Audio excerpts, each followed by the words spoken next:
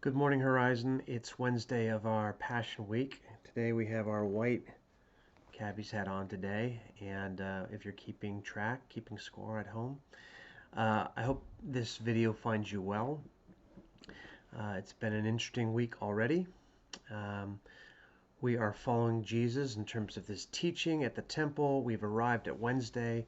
In the church calendar, this is called Good Wednesday or Spy Wednesday. It's the night before the Last Supper. We find Jesus in Bethany, and there he's in the home of Simon the leper, um, and um, he is preparing himself, I'm sure, for what's about to come. And then something unexpected happens on this night. I'm going to read the text to you and have you think about it with me. While Jesus was in Bethany in the home of Simon the leper, a woman came to him with an alabaster jar of very expensive perfume, which she poured on his head as he was reclining at the table. When the disciples saw this, they were indignant. "Why the waste?" they asked. "This perfume could have been sold at a high price and the money given to the poor." Aware of this, Jesus said to them, "Why are you bothering this woman? She's done a beautiful thing to me. The poor you will always have with you, but you will not always have me. When she poured this perfume on my body, she did it to prepare me for burial. Truly I tell you, whenever this gospel is preached throughout the world, what she has done will also be told in memory of her." Excuse me. Okay, this is a story that we're mostly all familiar with. We know from other gospel accounts that while it's kind of the plural disciples, it's Judas that is the one who objects to this. We're told a reason why he objects, because he used to help himself to what was in the pot by other synoptic gospel writers. But here Matthew just kind of leaves it benignly in the plurality of the disciples. This is a unexpectedly intimate gesture.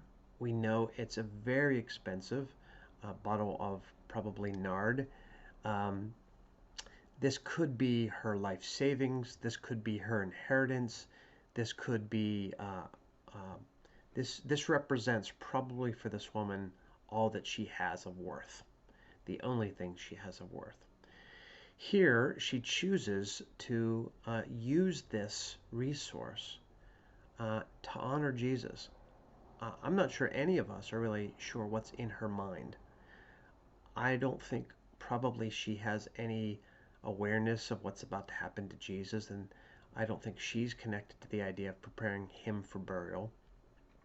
It's Jesus' interpretation that helps us understand that. I think she was just wanting to honor Jesus. I think she was just trying to, in a really intimate way, say thank you, to be grateful. Um, I think it's a beautiful act.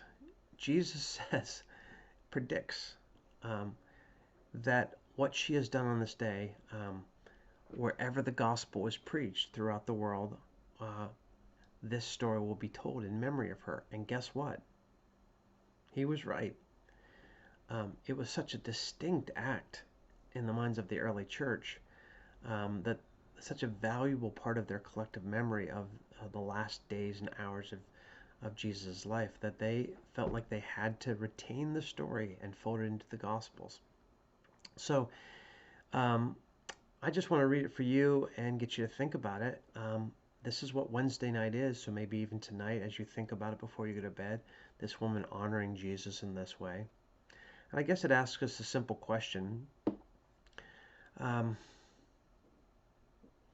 I don't think we're talking about giving Jesus your IRA or your retirement or the deed to your house. I guess the idea is really to think that Jesus is worth everything.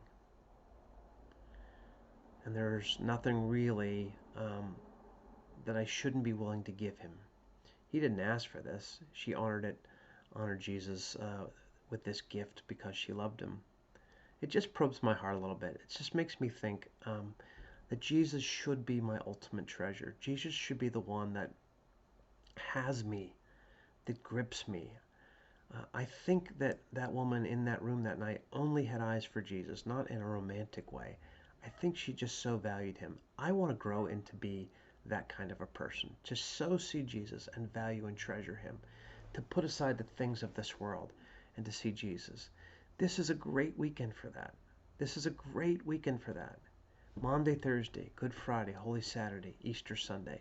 Let's fix our eyes on Jesus and be enraptured by him and give him the fullness of our heart's attention and love. Grace and peace to you.